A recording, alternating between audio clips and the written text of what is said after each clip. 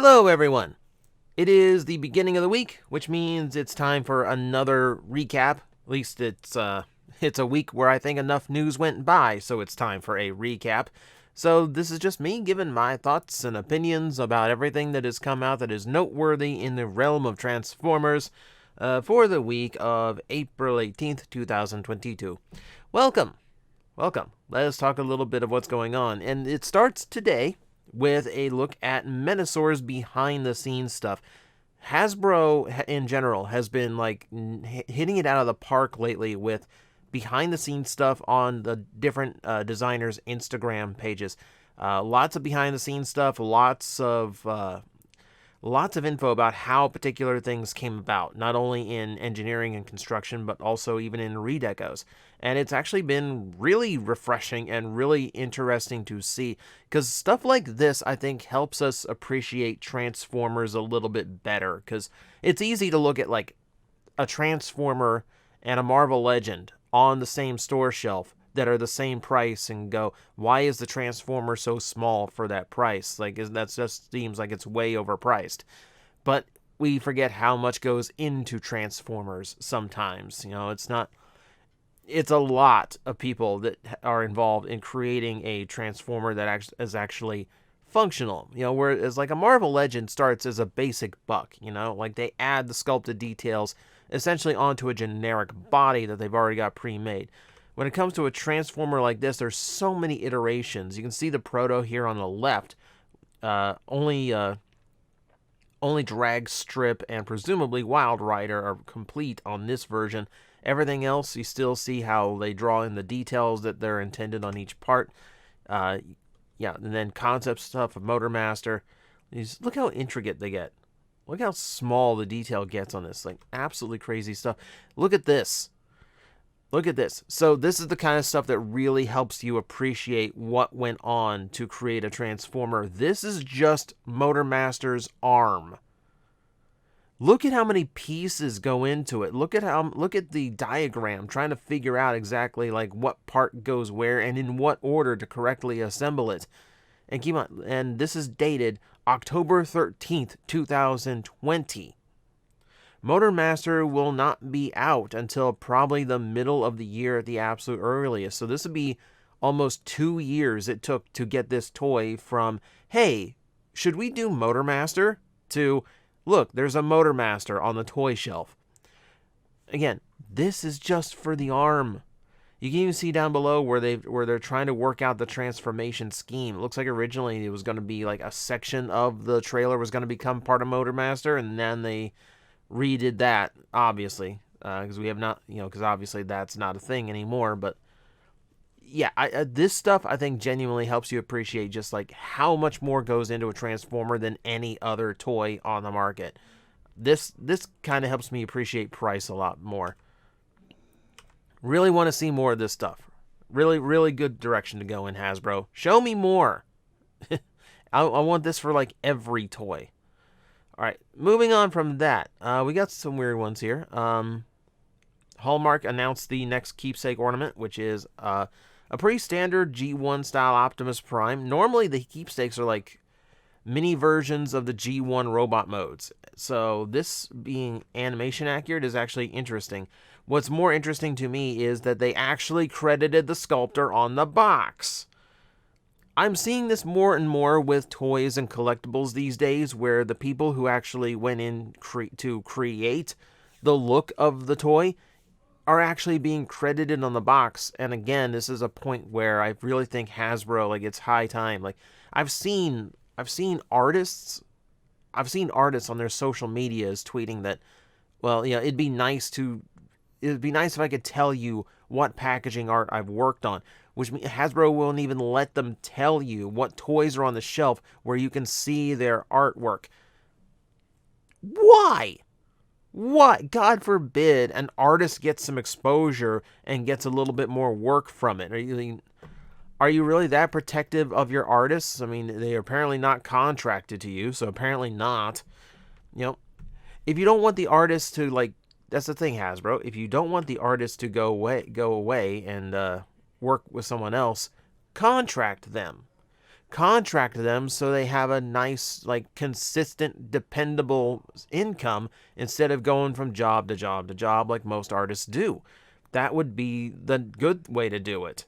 The bad way to do it would be to pay them to do one or two things and go, you're not allowed to tell anyone you did this, which is apparently how this works right now.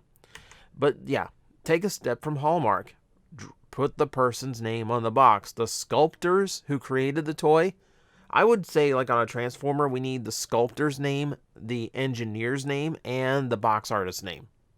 That's what I want on a Transformer one day. Right? That's just an excuse for me to get a rant about how they really should be paying attention to people. And actually, like, treating their artists right. All right, so moving on. Over at our friends over at the Sunbound Marble Archive have posted something new. It is a supplement for the G1 Show Bible, including a whole bunch of the Season 2 cast. Omega Supreme, for instance. These are fun to look at, mostly because this is like the earliest stages of character development for the cartoon. It's taking from the character treatments they did from the Marvel books and Bob Budiansky, but it's tweaked it a little bit to be simplified and actually work for the show, because, show was, back then, it was just a toy commercial, etc. Like, Omega Supreme here is what you expect. His courage is as great as his size. He knows he is last line of defense for the Autobots. Serious, grim, speaks slowly with few words, booming voice. So he did that. That confirmed. Like, that's how he turned out. Some of them, the profile doesn't quite match how they were in the show. And some of them give a little bit more insight to how the characters thought, which is, I don't know, a little bit more interesting to me. So this is actually kind of cool.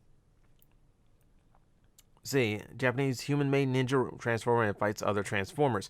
They said no to the idea and I let it go. Months later, I see a Transformer show where there's a human-made ninja transformer. I was not happy, but had no legal rights to stand on.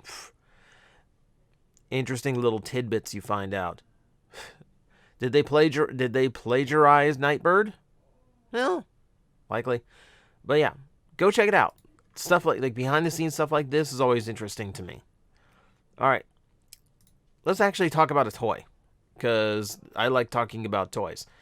All right, so Action Toys has revealed official photos for its Ultimetal S, Rodimus Prime, and Galvatron based on the Studio Ox designs. If you've never looked at Studio Ox take on Transformers, it is hyper stylized, very, very anime-esque. I'll show you Galvatron. You can definitely tell, like, he's very, very anime super robot villain looking. Lots of sharp points, lots of exaggerated stretching parts.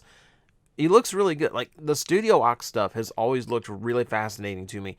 Nothing that I think they could ever engineer into a transforming figure, but definitely something that would be worth having if you're, like, a fan of either Transformers history or just an action figure collector in general. We're kind of in this, like, golden age of, like, Transformer action figures that I don't think is going away anytime soon. We might have to talk about that at some point. But for now, yeah, the Galvatron is looking really, really nice. Comes with the Matrix on an actual chain. Comes with his toys gun. Comes with a light-up fusion cannon. This, I think, is really cool because I don't recall any official Galvatron who actually had a light-up cannon, even though it's, like, the most obvious thing. So, very, very cool to see. On the Rodimus side of things, we have a toy that has enough parts and transforming elements to actually convert from Hot Rod to Rodimus Prime. Always nice when they can do that, and this one pulls it off a lot more smoothly than some I have seen. I do like some of the Studio Ox elements, like the split in his spoiler. That's a nice little, like, change. That makes him look more powered up from just normal Hot Rod. I always like that. You can see a lot of extraneous details too, like little bits sticking out of the shoulder. Don't know what those are about or for. The hoses coming out of his exhaust. So lots of little bits. And he does come with some extra stuff too. He does come with his two... He comes with two guns that combine into his traditional Rodimus Prime rifle. Let's see. Can I get to the shot of the Matrix? Where is it? Come on. Okay, so yeah. So you get a Matrix that's opening up that actually fits in his hands. And then there is also an additional Matrix buried in his gut It looks like it's LED, but that one is just glowing too, so it might just be it might just be a little bit of camera effect, just for the sake of like showing off. Either way, kind of cool that they have like, because it's so weird when they have a removable matrix gimmick. They always try to like the character's just like holding it in between their fingers, like they're like trying to pull apart like a candy wrapper. Like, yeah, having a separate matrix is probably the best idea here. So yeah, super cool. If you like your Transformer action figures, this is like very prime material. This is going to be exceptionally cool. They are really expensive, but it's probably the only time we're going to see the Studio Ox art come to life in any way. So if you're into it, great. It looks like it's going to be good. On a much smaller scale, someone spotted this at retail, which I didn't even know was a thing. They're doing Micromaster-based sets for Transformers, but they are now also doing these converting play sets, which I think is far more to Transformers play pattern than just like the connectable roadways that they had in the past for Transformer packs. It's hilarious to me that we have these play sets with all these different cannon supports and like turrets and like there's a command center at the top with monitors and everything. And there's no robot modes. They just operate all of this in vehicle mode. Like it's the Cars universe, where everything is just like somehow they can operate it with just tires and bumpers. I mean, of course, like it's just a kid's toy. Of course, like it's just, it's just like this little garage play set with ramps and a whole bunch of things just to run your little cars around, and that's all fine. That's the kind of stuff I grew up with Micro Machines, and I love that Transformers has its own iteration because this makes total sense for them. It's just funny to me how everything seems to operate based on vehicular involvement. I know. It's funny to me. And I hope this does well because I'd really like to see some extra sets. Obviously, this is going to be kid-centric. This is going to be toy-centric. They're never going to do anything like collector-based. You're never going to see the Micro Machines, like, Metroplex playset. As amazing as that would be. That's never something that's never anything that's ever going to happen. But it's nice that, it's nice that they get in on this, like, whole hog and not just like those weird little mystery packs they did. So, more new toy stuff, more Bumblebee toy stuff. We have technically the first official reveal of a Rise of the Beasts toy from, not even from Hasbro. This came up on Target.com. Hasbro's not putting any promotion on these whatsoever for some reason. Which it has to do with the film's delay, I assume. Why announce a toy line that is going to have to come a little bit later on? But we can take a look, and it's just repacks. It's the Igniter gimmick again. It's just repacks from toys from 4 years ago, except now so wrap your head around this for me. Just wrap your head around. So these are one-step toys. Well, not one-step toys, but these are Energon Igniters from the Bumblebee movie. These molds were originally released 4 years ago, and so toys from 4 years ago are being released as buzzworthy Bumblebee toys, but they are also Rise of the Beasts toys, as we've now just like super glued the logo onto the corner of the box. Oh, this is going to be an interesting toy line to watch. I feel like this is going to be such a mess. Also, like, your first foot forward about Transformers Rise of the Beasts are 2 cars. Just pointing that out for you. What I think is hilarious about this is the way they like spun it. So, Bumblebee themed. Okay, so Buzzworthy Bumblebee is the typical tagline. Bumblebee themed packaging. This figure features collectible special packaging themed to fit the Buzzworthy Bumblebee line. Collectible packaging. It's a cardboard tray. Collectible packaging. No. Absolutely not. Okay. This is just going to be weird. This is going to be like one of the weirdest toy lines to watch. We're going to get these weird re-releases of old toys. We're going to get these random figures that kind of blend in, that kind of are based on Rise of the Beast, but they're going to be buzzworthy Bumblebee. It's going to be fun. It's going to be fascinating. Probably not to play with, but fascinating to watch the chaos unfold. So keep an eye out. Who knows? Who knows what this toy line is going to end up being at the end of the day. We do have a few more announcements for Rise of the Beast, though.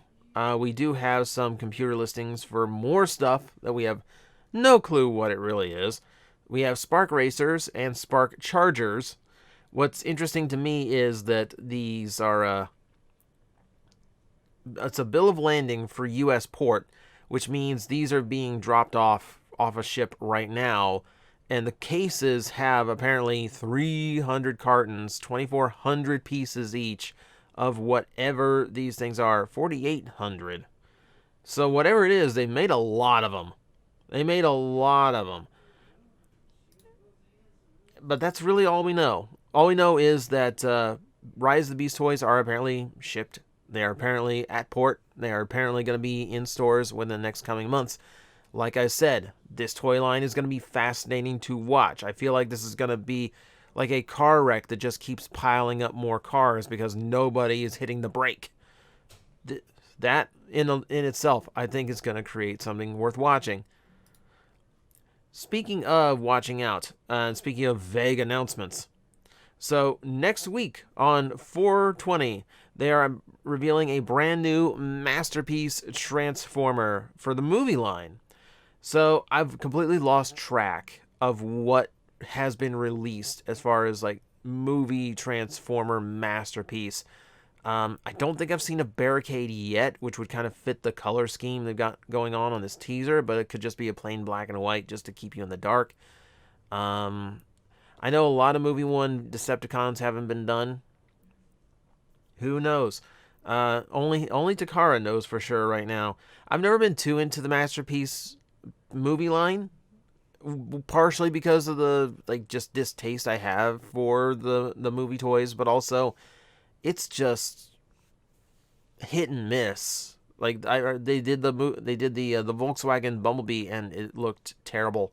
It didn't look like the character from the movie at all. It just looked like, it looked like a complicated version of a retail figure. I'm curious. I'm highly curious because Masterpiece in general, I feel, has been very quiet since Skids came out. It's used to be like we kind of knew, like we kind of had like a roadmap of like what characters to expect throughout the year, and we kind of had teasers that were packed in, like, hey, this is the figure that's coming up next. We don't get any of that anymore. Outside of like Crosscut, I don't know any G1 Masterpieces that are on the horizon for the rest of the year. And there's still plenty of characters they haven't done. It's just a matter of like, we're waiting. What's going on? Where have they gone? Who knows? I feel like they had like a really bad run of figures with like QC issues with like Hound, for instance, and then just like maybe they slowed it all up and they're gonna keep going. Maybe they kind of like went back to the drawing board. But I don't know. It'll be nice to see what Masterpiece is up to outside of the train bots. And then finally, our final little bit of news for the week. So someone leaked images of Parasite and Diaclone Twin Twist. This is for the rumored Wreckers line, which the blue logo on Twin Twist would have me believe is an accurate thing. I'm always hesitant when things like this come out because I always worry about the people who were supposed to keep this buttoned up and apparently didn't. But it's out in the world now. There's no stopping it, so might as well talk about it and cover it. So Parasite looks pretty nice. It's the Skywarp colors, so he's rocking like the Waruder Botcons bug set. Hope for a few more of those coming out, because there's a couple I could think of that I would rather enjoy having. And then the Twin Twist, I thought I thought we were getting Saltman colors, which would have been a really cool throwback to do. But no, we are actually getting Diaclone, because I completely forgot the jump starters were Diaclone. So, yeah, that means we should have a primarily red top spin coming out as well, which I think would look really, really good. And anything that gets that mold into collectors' hands more is a good thing. I mean, I still rank top spin as like probably my favorite toy that year. It is a fantastic figure, way better than it has a right to be. And for some reason, it feels better than Twin Twist does. Can't explain it, it just does. So it's nice to see that there's going to be a little bit of Titans returning to the toy shelves. It's a fun play pattern, and both of these guys are super, super nice toys. Really happy that they're getting one more go around. And that's going to be it for the news of the week. Thank you guys for joining me and watching. If you enjoyed it, hit like, hit subscribe. Helps me out a lot. And of course, usually Sunday, Monday, depending on how I feel, we drop another bit of news if we got enough news to talk. Won't be the case next week. Next week I got different things planned. So stay tuned for that. And for now, that has been everything. So thank you for watching. I will see you next time. Guys, I am facing the most powerful enemy any YouTuber can face, the algorithm, and I need your help to defeat him. Hit the like button, hit the subscribe button, hit the notification bell, and leave a comment. Every time you do, we attack that algorithm and we drive it back until it can no longer defeat this channel. Thank you very much.